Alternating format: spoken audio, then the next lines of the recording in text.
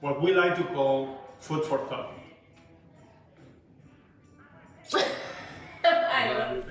Hi, welcome back. Another episode. This time is fully Spanish. Head on, right? Paella. Yeah. It doesn't get more Spanish than this. Paella y Pa E. I'm just eyeing it. It looks so good. I want to eat it already. Welcome to our Spanish edition, third Spanish edition of Together Recently.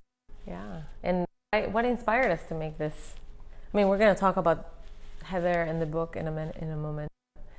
Well, paella, if nothing else, is the mixing of ingredients. Several ingredients, chicken, meat, beef.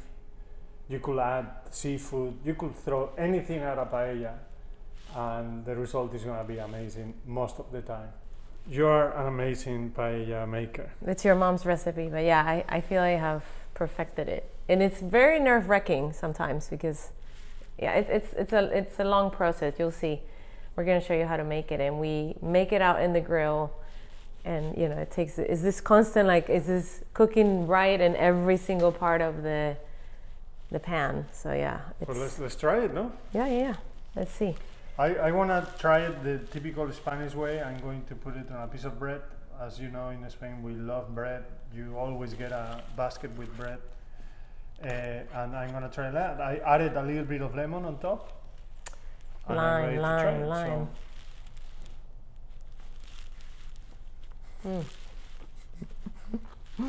Disaster. Wow. What do you think? You're the Spanish one in the family. The real one. Delicious. I'm trying to get some of the socarrat. Look at that. What is socarrat? Oh, you'll see in a minute. It's that burnt part underneath. It's the last step to making paella. We're just dropping food So good. everywhere. So good. So good. So messy. I love mussels. Really, really good. I want more. Well done. Yeah, in restaurants when you go in Spain, they just serve it like that, and you either eat it from the pan or you have little plates. By the way, the dish you use to make paella is called paella. Where did we get ours? Amazon. Amazon. We get everything on Amazon. So now you know. You can We'll cook. put it on the link. Yeah? Well, let us show you how to make it. Yeah, it's amazing. Good job. Well done. Good job. You're Alright. hired Yeah? To do what? to be a Spaniard. Oh, I'm good being Peruvian. You're looking good today, huh? Thank you. So today's book is a good book, but it's a very personal book for us because we know the author. Yes. She's a good friend of ours, Heather. And she wrote a book.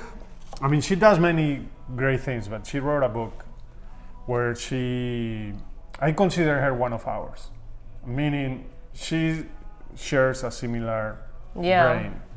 I was about to say she's a trailblazer. Like, you know, she's always making these bold statements and life. Bold bets. Bold bets. Yeah. So I admire her, so I'm glad that you see her like us. So she decided to travel around the world, asking brilliant planners, strategists to share with her what they knew, but instead of just through an interview, she asked to work with them for a few weeks. And she would sleep on their couches. I mean, she invented Airbnb, right? Basically. Think about it. This is before Airbnb. And she wrote a book called Brain Surfing, where she basically surfed between brains of So brilliant. masterful strategists all over the world. And she learned a lot about herself, about traveling, about the strategy, about advertising, marketing, branding. And the book is fascinating, Brain Surfing.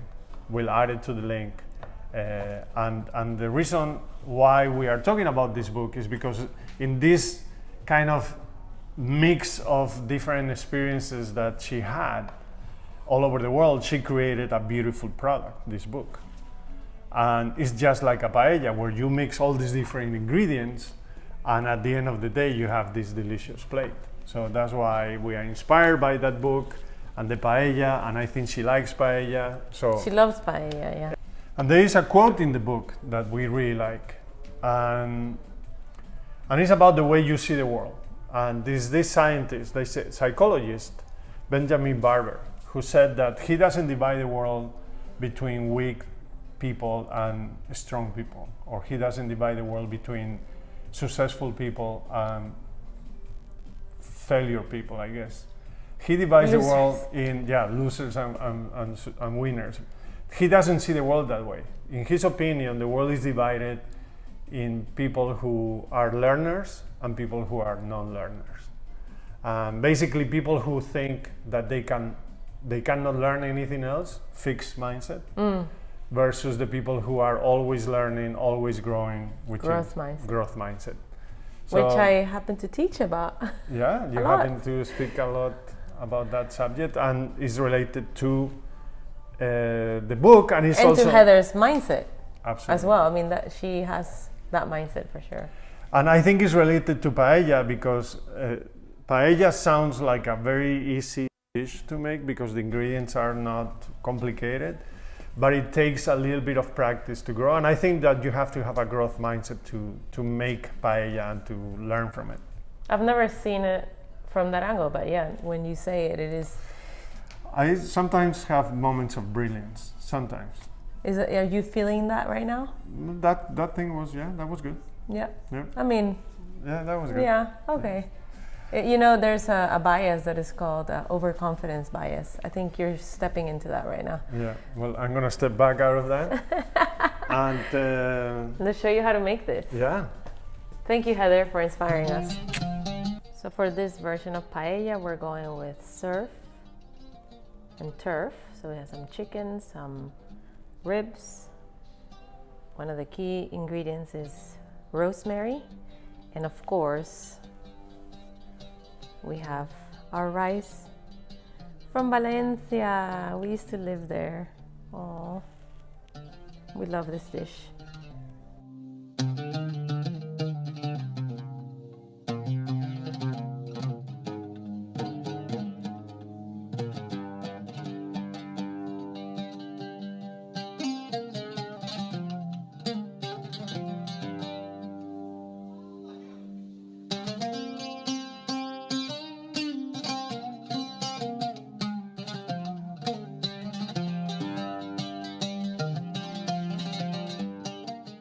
So once you have everything chopped, onions, the bell peppers, and the garlic, just add it all to your paella pan.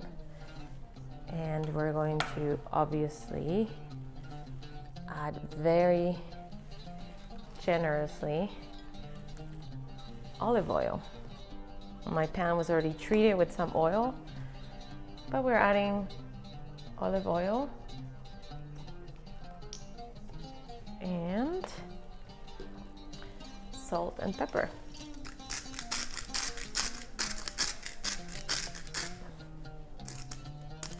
I always cook very low in salt.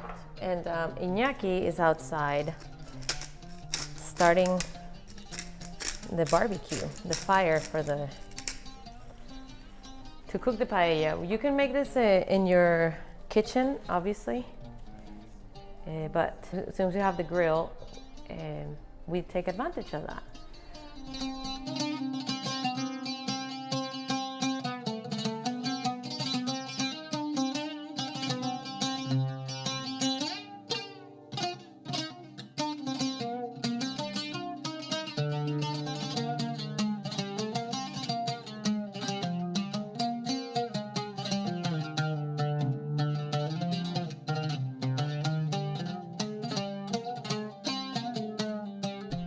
All right, so now we are ready to go out and make our paella. We're taking some extra olive oil, some extra saffron.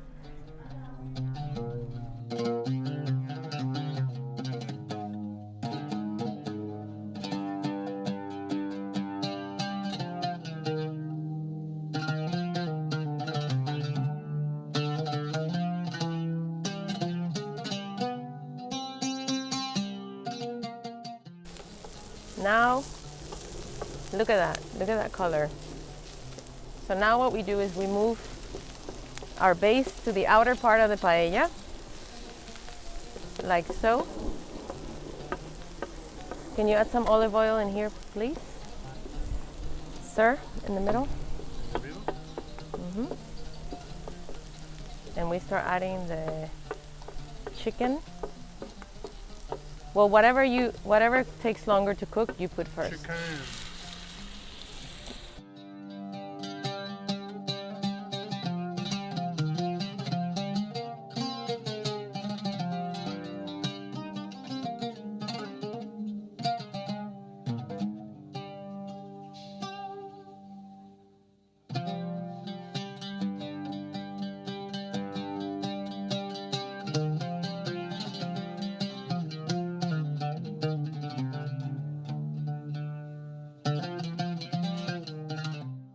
All right, so we're adding the rice. We have 4 cups of rice.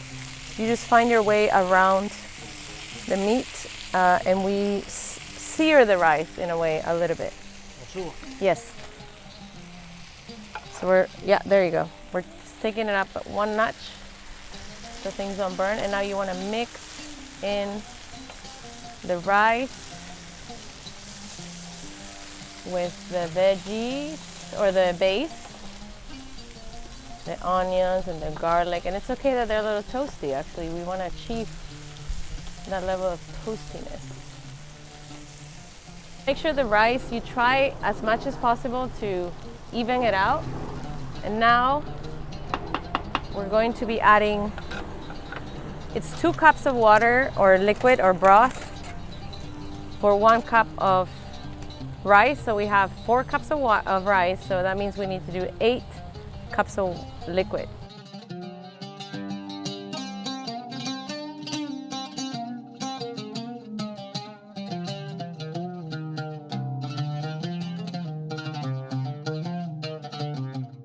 You cannot leave the side of this. You've got to stay here. And you see those little burn pieces? That's all right. Sometimes that happens when you're making it outside in the grill.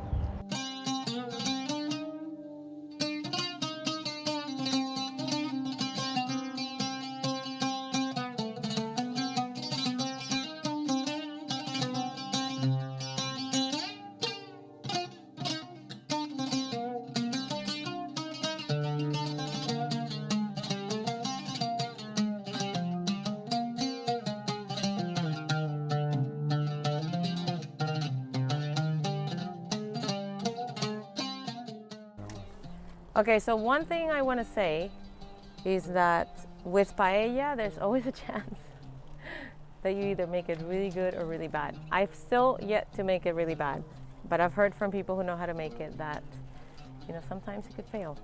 That's why you have to be on it. Like, you cannot walk away from this. So right now, we are in a really good place. Really. Why don't you point out the way it should be looking? Oh yeah. So a fork is actually one of your best tools. So you see how the water here is already starting to evaporate, and here too. And just by looking at the rice, it still needs more liquid. That's what you save a little bit of water. So right now, I'm going to be adding more water, little by little. You don't want to go overboard, because you also want the heat to do the job. Our rice is ready. We just tried it, and we're going to make something called socarrat.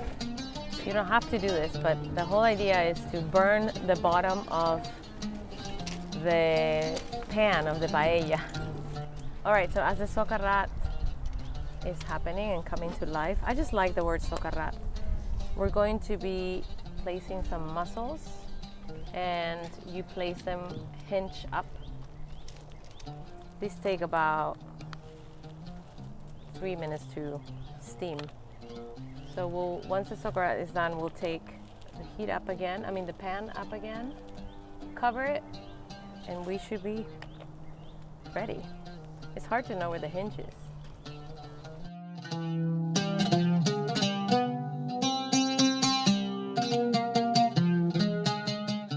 gonna steam these a little bit. My mother-in-law uses the ones that already come, what do you call that?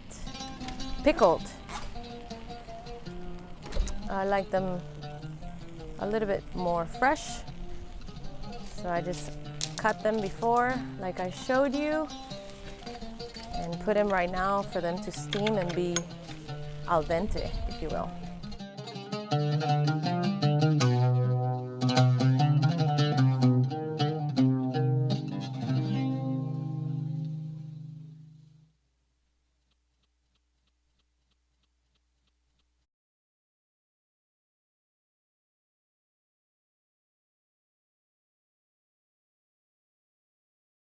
All right, so we're going to make some aioli, borrowing from Valencia. Aioli or ajoaceite, which, yeah, people in Valencia eat their paella with ajoaceite or aioli. So you need 1 clove of garlic. And I'm going to have 2 eggs, just in case. We might end up using less than that. And you only want the yolk.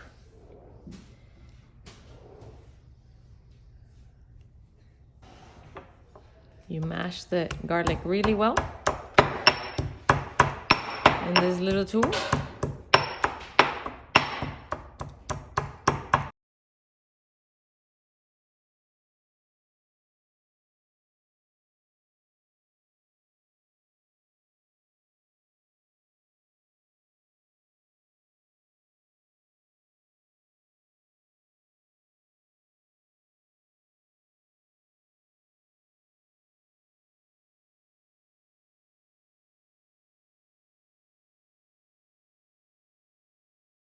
Add the egg yolk.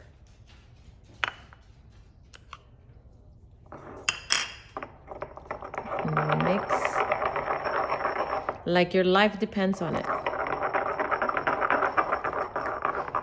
Our daughter Amaya is an expert at making these. She's made it so much in her life. She's so good at it. And they say that you should only mix to the right and then add olive oil just little by little.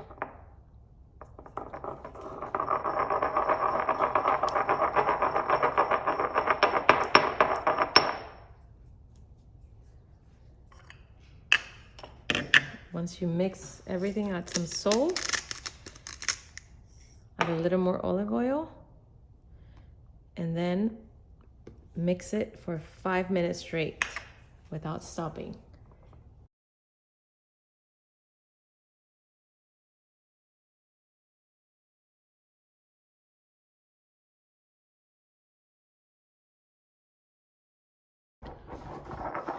Okay, so I've called Iñaki in for some muscle support.